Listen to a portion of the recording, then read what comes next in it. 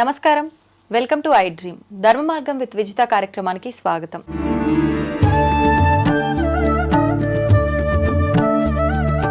కార్తీక మాసం ఆఖరి రోజులకి వచ్చేసాము. ముఖ్యంగా శివుడికి కార్తీక మాసం అంటే ఎంత ప్రీతికరమో అదే విధంగా మాస శివరాత్రి అంటే కూడా అంతే ప్రీతికరం. అయితే ప్రతి నెలలో వచ్చే ఈ మాస శివరాత్రి కన్నా కూడా కార్తీక మాసంలో వచ్చే మాస శివరాత్రికి చాలా ప్రత్యేకమైన విధి విధానాలు ఆచరిస్తే కనుక మంచి ఫలితాలను పొందే అవకాశం ఉంటుంది. అయితే నిజంగా ఆ రోజు ఆచరించాల్సిన విధి విధానాలేంటి? శివుడు అభిషేక ప్రియుడు అని చెప్పి అంటూ ఉంటాము. నిజంగా ఆ రోజున ఎటువంటి ద్రవ్యాలతో శివుడికి అభిషేకం చేస్తే బాగుంటుంది? ఇలాంటి మంచి మంచి విషయాలు ఇప్పుడు గురుగారితో మాట్లాడి తెలుసుకుందాం. ప్రస్తుతం మనతో పాటు ఉన్నారు ప్రముఖ జ్యోతిష పండితులు నందిబట్ల శ్రీహరి శర్మ గారు. ఇప్పుడు వారితో మాట్లాడేద్దాం. నమస్కారం గురుగారు. వాగర్థావివ సంపృక్తౌ వాగర్థ ప్రతిపత్తయే జగతః పితరౌ వందే పార్వతీ పరమేశ్వరౌ. ఆదిత్యాయ చ సోమాయ మంగళాయ బుధాయ చ గురు శుక్ర శనిభ్యశ్చ రాహవే కేతవే నమః. శృంగేరి జగద్గురు పీఠాధిపతులకి కంచి పీఠాధిపతులకి నమస్కారములు తెలియజేసుకుంటూ కార్యక్రమాన్ని ప్రారంభిద్దాం. గురుగారు, మాస శివరాత్రి అంటేనే చాలా ప్రత్యేకమైనది. కానీ ముఖ్యంగా ఇప్పుడు అంటే శివుడికి చాలా ప్రీతికరమైనదిగా మనం చెప్పుకుంటాం. అయితే ఆ రోజు మనం ఆయనని ఏ రకంగా గనక ఆరాధిస్తే బాగుంటుంది? శివుడు అభిషేక ప్రియుడు అంటుంటాము. అయితే ఎటువంటి ద్రవ్యాలతో అభిషేకం చేస్తే బాగుంటుంది? ఇలాంటి విషయాలన్నీ కూడా తెలియజేయండి. తప్పకుండానమ్మా. ముఖ్యంగా ప్రతి నెలలో కూడా మాస శివరాత్రి అనేటువంటిది ఉంటుంది. అంటే మాఘమాసంలో ఉన్నటువంటి మాస శివరాత్రి మనకు మహాశివరాత్రి అయితే అంతటి పర్వదినానికి సమానమైన చతుర్దశి తిథి అనేటువంటిది సంధ్యాకాలానికి ఉండాలి. అది మాస శివరాత్రిగా చెప్పబడి ఉంటుంది. కాబట్టి ఈ యొక్క మాస శివరాత్రి ఉదయం పూట త్రయోదశి తిథి ఉంది. 10:18 వరకు స్వాతి నక్షత్రం ఉంది. తదనంతరం విశాఖ నక్షత్రం. విశాఖ నక్షత్రంలో మాస శివరాత్రి రావడం అనేటువంటిది చాలా పర్వదినం. త్రయోదశి తిథి స్వాతి నక్షత్రం కలిసి ఉండడం ఇంకా విశిష్టతం. ఎందుకంటారా? వీక్షించేటువంటి ఐ డ్రీమ్ ప్రేక్షకులు కూడా గమనించాల్సింది ఏంటంటే ఈ యొక్క భూమిలో సమస్త ప్రాణికోటికి ఆధారభూతమైంది ఏంటమ్మా? వాయువు. కాబట్టి ఈ వాయువు జలచరాలకి, క్షీరదాలకి, మానవులకి, పశుపక్షాదులకి, జంతువులకి శ్వాస. ఈ శ్వాస అనగా మన శరీరంలో వాయువు ఉంటేనే ప్రాణం ఉంటుంది. ఒక్కసారి వాయువు వెళ్ళిపోతే వాయువుని అంటిపెట్టుకొని మిగతా పంచభూతాల్లో మిగిలిన 4 భూతాలు అన్నీ వెళ్ళిపోతాయి. కాబట్టి వాయువే ప్రధానం. అటువంటి వాయుదేవత అధిపతిగా ఉన్న నక్షత్రం స్వాతి నక్షత్రం. అందుకనే ఓం స్వాతి నక్షత్రానికి ఏ విధంగా ఉంటుంది? ఓం వాయుర్నక్షత్రమభ్యే చిత్రం అని ఉంటుంది. అంటే ఏంటి? ఆ నక్షత్రానికి అధిపతి వాయువు. కాబట్టి ఆ రోజున మనము ఈశ్వరుని గనక ఆరాధన చేసినట్లయితే, ఎందుకు త్రయోదశి తిథి కూడా ఉంది కాబట్టి ఉదయం కాలానికి త్రయోదశి తిథికి అధిపతి ఎవరు? రుద్రుడు. కాబట్టి ఎవరైతే ఈ కార్తీక మాసం అంతా నెల రోజుల పాటు చేయలేకపోయాం, ముఖ్యంగా స్త్రీలకి కూడానమ్మా. ఎందుకనంటే సహజంగా వాళ్ళకు వచ్చేటువంటి ప్రకృతి ధర్మ నియమాల ప్రకారం 4 రోజులు వాళ్ళు పూజకి అర్హులు కారు. 5వ రోజు నుంచి పూజార్హత. అంటే ఈ నెల రోజులలో 4 రోజులు మిస్ అయిపోయి ఉంటారు కదా వాళ్ళు. కాబట్టి అటువంటి వాళ్ళ కోసమై ఈ యొక్క మాస శివరాత్రి రోజున కనుక వాళ్ళు తప్పకుండా దీపారాధన కానీ, అలాగే అభిషేకం కానీ, అన్నిటికంటే మించి దానాది కార్యక్రమాలు కూడా ఈ యొక్క మాస శివరాత్రి రోజున చేసినట్లయితే చాలా విశేష ఫలితం ఉంటుంది. ఎటువంటి దానాలండి? దానములు ఖచ్చితంగా దీపారాధన, దీపదానం చేయవచ్చు, ఉసిరిక దానం చేయవచ్చు. సంధ్యాకాలానికి విశాఖ నక్షత్రం ఉంది. ఇక్కడ విశాఖ నక్షత్రం గురించి ఒకటి తెలుసుకోవాలమ్మా. చాలా మందికి నక్షత్రాలు తెలుస్తాయి, కానీ ఈ నక్షత్రాలకు ఉన్నటువంటి విశిష్టత అనేటువంటిది చాలా మందికి తెలియదమ్మా.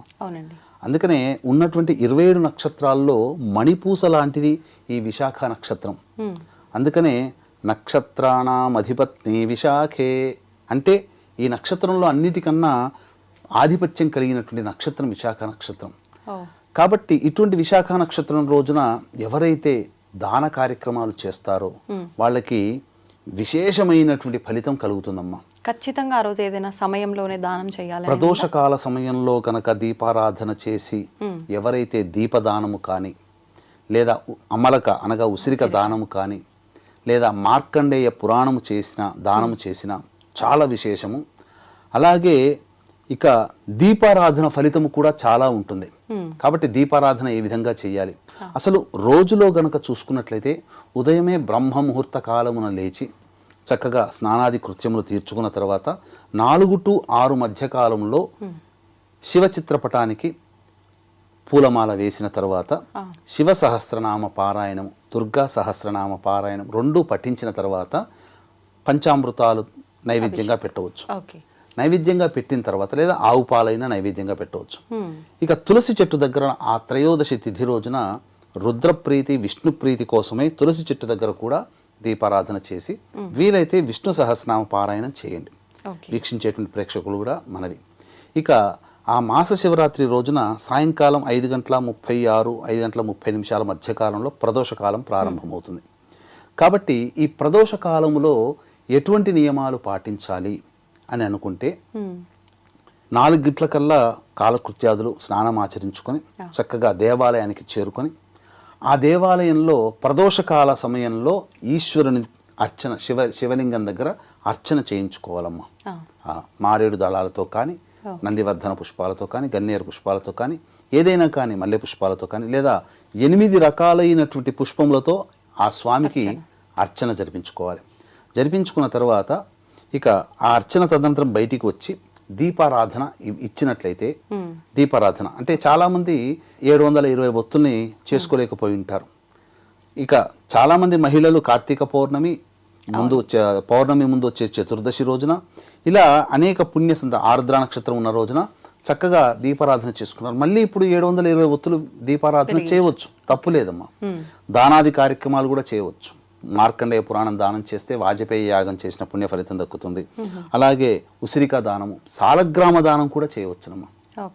చాలా విశేషం అమ్మా సాలగ్రామ దానం. తర్వాత అవకాశం ఉంటే ఇప్పుడు నేను మొన్న మురుడేశ్వర్ వెళ్ళడం జరిగింది. అక్కడ ఆ సందర్భంలో ఒక మంచి విషయం తెలిసిందమ్మా. ఎందుకనంటే చాలామందికి హారతులు ఇవ్వడం అనేటువంటిది ఈశ్వరునికి ఇంట్లో భక్తిగా చేసుకుంటారు.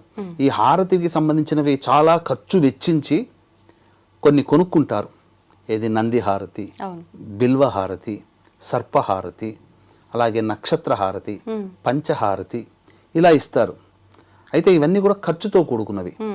కాస్త డబ్బున్న వాళ్ళు కొనుక్కొని వాళ్ళ కోరికకు తగ్గట్టుగా ఆరాధన చేసుకోవడం. కానీ అందరికీ అంత డబ్బు ఉండదు కదమ్మా. అయితే నేను చూసింది ఏంటంటే ఆ మురుడేశ్వరికి 30 ఒత్తులు కలిపి ఒకే దాంట్లో పెట్టి హారతి ఇచ్చారు. అంటే మాసం రోజులు చేసిన పుణ్య ఫలితం దక్కుతుంది కదమ్మా. అందుకని 30 ఒత్తులు పెట్టి ఆ దీపారాధన చేసి స్వామికి హారతి ఇస్తే చాలు. ఇక నంది హారతి, బిల్వ హారతి ఇవన్నీ కూడా చేయలేని వాళ్ళు, నక్షత్ర హారతి అన్నప్పుడు ఒక ప్లేట్లో ఏముందమ్మా 27 ఒత్తులు వేసి 27 వెలిగిస్తే 27 వరుసగా అవుతాయి కదా. ఆ వరుసగా స్వామి వారికి హారతి ఇచ్చిన 27 హారతి. మనము చూసినట్టుగా ఇంతింత పెద్దగా హారతులు కొనుక్కోవాల్సిన అవసరం లేదు. డబ్బున వాళ్ళు కొనుక్కుంటారు. మనం ఎప్పుడు మన ఐ డ్రీమ్ పక్షపాతం ఎప్పుడు కూడా సామాన్య మానవుని దృష్టిలో పెట్టుకునే చెప్పేటువంటివి పరిహారాల్లో. కాబట్టి ఆ విధంగా చేయవచ్చు. ఇక 30 ఒత్తులు పెట్టి కూడా దీపారాధన చేయవచ్చు. తర్వాత ఇంకా విశేషంగా నంది చిత్రం దొరికిందనుకోండి, లేదా ఒక చిన్న నంది ఆ ప్లేట్లో పెట్టుకొని ఆ నంది ముందర 3 ఒత్తులు వెలిగించి ఆ స్వామికి ఇస్తే నంది హారతి అయిపోతుంది. తప్పేమీ లేదు. ఎందుకనంటే సామాన్య మానవుడి కోసం చెప్పేటువంటి పరిహారం ఇది. ఇక బిల్వ హారతి అంటే ఒక బిల్వదళం పెట్టి ప్లేట్లో దాని ముందు 3 హారతులు వెలిగించినా చాలు, బిల్వ హారతి అవుతుంది. పంచహారతులు ఎలాగో ఇవ్వవచ్చు. అన్నీ ఉండాల్సిన అన్ని రకరకాలైనటువంటి స్వరూపాల్లో మనకు హారతులు దొరకాల్సిన పని లేదు. 360 + 360 720 ఒత్తులు కూడా హారతి ఇవ్వవచ్చు, తప్పులేదు. అన్నిటికంటే ముఖ్యంగా దీపారాధనలో నాకు తెలిసింది ఏంటంటే రథహారతి అని కూడా ఒకటి ఉంటుందమ్మా. అంటే శివ పరివారాన్ని తీసుకువెళ్ళేటువంటి రథం ఉంటుంది కదా ప్రతి దేవతకి. అలాగే రథము అనేటువంటిది మనం చిత్రపటం ద్వారా పెట్టినప్పుడు ఆ రథము ద్వారా ఎన్ని దీపాలు పడతాయో అంటే లెక్క వేస్తే మొత్తము శివరథానికి 648 దీపాలు పడతాయి. కాబట్టి 648 ఒత్తుల్ని ఒక ఒత్తిగా పెట్టి స్వామివారికి ఇచ్చిన రథహారతి ఇచ్చినటువంటి ఫలితం మనకు కలుగుతుంది. ఆ విధంగా ఇవ్వవచ్చునమ్మా. ముఖ్యంగా ఆ రోజున ప్రదోషకాల సమయంలో చక్కగా ఈ యొక్క సంబంధించినటువంటి అభిషేకం జరిపించుకున్న చాలా విశేషం అమ్మా. ఇవన్నీ కూడా చేసుకుంటే చాలా మంచి ఫలితం కలుగుతుంది. అన్నిటికంటే మించి చాలామంది తెలుసుకోదలిచినటువంటి విషయం ఏంటంటే, వీక్షించేటువంటి ప్రేక్షకులు కూడా ఈశ్వరుని ఆరాధన చేయలేకపోయామే అని తపన పడేటువంటి వాళ్ళు, అయ్యో ఇంకా కొన్ని రోజులైతే అయిపోతుందని చెప్పి బాధపడేటువంటి వాళ్ళు. ఎందుకంటే భక్తికి ఎక్కడ కొలమానమమ్మా. కాబట్టి ఇప్పటి వరకు ఈశ్వర అభిషేకం కానీ చేయలేని వాళ్ళు ఉంటారు కదా, మాస శివరాత్రి రోజున అభిషేకం చేసుకుంటే చాలమ్మా. కనీసం శివానుగ్రహము పొందడానికి ఇంకా కార్తీక మాసంలో ఒక్కరోజైనా నేను అభిషేకం నిర్వహించుకున్నాను అనే ఒక తృప్తి ఈశ్వరానుగ్రహం కంటే ఎక్కువ ఏది కాదు. తల్లిదండ్రులు ఎంతటి దైవతా స్వరూపంలో, ఈ జగత్తుకే తల్లిదండ్రులు లాంటి వాళ్ళు పార్వతీ పరమేశ్వరులు. వారి కోసం కేటాయించుకోవడానికి ఒక్కరోజు దొరికినా చాలమ్మా, మన జన్మ ధన్యమైనట్టే. ఆ రోజున మాస శివరాత్రి రోజున 29వ తారీఖు రోజున ఈ విధంగా చేయవచ్చు. అయితే వివిధ సమస్యలతో బాధపడేటువంటి వాళ్ళు ప్రదోషకాల సమయంలో, అనగా ఈ ప్రదోషకాలం కంటే కొద్ది ముందు సమయం, అనగా 4 గంటల నుంచి ప్రదోషకాలం అయిపోయేంత వరకు ఎటువంటి ద్రవ్యములతో అభిషేకం చేసుకుంటే విశేష ఫలితం ఉంటుంది అనే విషయాల గురించి తెలుసుకుందాం. ముఖ్యంగా సమస్యలు ఉన్నవాళ్ళు, విద్య, వివాహము, ఉద్యోగము, దాంపత్యము, ఈ సంబంధించినటువంటి ధనపరమైనటువంటి సమస్యలు ఉన్నవాళ్ళు ఏ విధంగా చేసుకోవాలనుకున్నప్పుడు కొన్ని హోరలు అనేటువంటి మనకు ప్రధానమమ్మా. ఆ హోరల్లో ఆయా సంబంధమైనటువంటి సమస్యలు ఉన్నవాళ్ళు పరిహారాలు పాటించుకోవాలి. వీక్షించేటువంటి ప్రేక్షకులకి గమనిక, ఈ యొక్క పోలి స్వర్గము పొందినటువంటి రోజు పోలి పాడ్యమి. ఆ రోజున జాతకరీత్యా విద్య, వివాహ, ఉద్యోగ, దాంపత్య, సంతాన, అనారోగ్య సమస్యల నివారణకి మరియు వృషభ, మిథున, కర్కాటక, సింహతుల, వృశ్చిక, మకర, కుంభమీన రాశిలో జన్మించిన వారికి శనిదోష పరిహారార్థమై సర్వదోష నివారణ పూజలు, హోమాలు పర్హేటు 1500 రూపాయలకి గోకర్ణ క్షేత్రంలో కార్యక్రమాలు చేయించడం జరుగుతుంది. అవకాశం ఉన్నవాళ్ళు కార్యక్రమ తదనంతరం కాంటాక్ట్ చేసి మీ గోత్రనామాలు నమోదు చేసుకోవచ్చు. ఇక శుక్రవారం రోజునమ్మ మనం గమనించుకున్నట్లయితే ప్రదోషకాల సమయం అనేటువంటి దాంట్లో అర్చన చేసుకోవాలని చెప్పాం. ఉదయం పూట ఏ విధంగా చేసుకోవాలి? 6 గంటల 18 నిమిషాల నుంచి 7 గంటల 18 నిమిషాల వరకు శుక్రహోర. కాబట్టి వివాహ సమస్యలు, దాంపత్య సమస్యలతో బాధపడే వాళ్ళు పటిక బెల్లం పొడిని నీటిలో వేసి ఆ నీటితో అభిషేకం చేసుకోవాలి. తర్వాత వ్యాపార సంబంధంగా, ధనపరమైనటువంటివి, బుద్ధిపరమైనట్టుగా, విద్యాపరంగా ఉన్నటువంటి సమస్యలు ఎదుర్కొనే వాళ్ళు ఆ యొక్క ఈశ్వరుడికి తేనెతో అభిషేకం చేసుకోవాలి. అలాగే మానసికంగా వివిధ రకాలతో ఇబ్బందులు పడేటువంటి వాళ్ళు, చికాకుగా ఉన్నవాళ్ళు, ప్రశాంతత లేని వాళ్ళు ఆవు పాలతో అభిషేకము 8 గంటల 18 నిమిషాల నుంచి 9 గంటల 18 నిమిషాల మధ్య కాలంలో, అనగా ఇక్కడ 9 గంటల 18 నిమిషాల నుంచి 10 గంటల 18 నిమిషాల మధ్య కాలంలో శనిహోర ఉంటుంది. కాబట్టి నవగ్రహాల చుట్టూ శివాయ నమః అంటూ 27 ప్రదక్షిణలు చేసి 9 గంటల 18 నుంచి 10 గంటల 18 నిమిషాల మధ్య కాలంలో శనికి తైలాభిషేకం జరిపించి అర్చన చేసుకుంటే శని దోషం తొలగిపోతుంది. ఇక తరువాత ముఖ్యంగా 10 గంటల 18 నిమిషాల నుంచి 11 గంటల 18 నిమిషాల మధ్య కాలంలో ఈ యొక్క గురుహోర ఉంటుందమ్మా. ఈ గురుహోరలో దత్త కవచం పారాయణం చేసి ఆ యొక్క ఈశ్వరుడికి అర్చన, మానసికంగా అర్చన చేసుకున్నట్లయితే, తప్పకుండా మీ మనస్సే అక్కడ అర్చన చేస్తున్నట్టుగా భావన చేసుకున్నట్లయితే విశేషముగా ఆ యొక్క ఈశ్వరానుగ్రహం కలిగి సమస్యలన్నీ కూడాను తొలగిపోతాయని చెప్పవచ్చమ్మా. ఆ రోజున ఉపవాసం ఏమైనా ఉండాలా గురుగారు? వీలైతే ఉండదలిస్తే ఉపవాసం ఉండవచ్చు.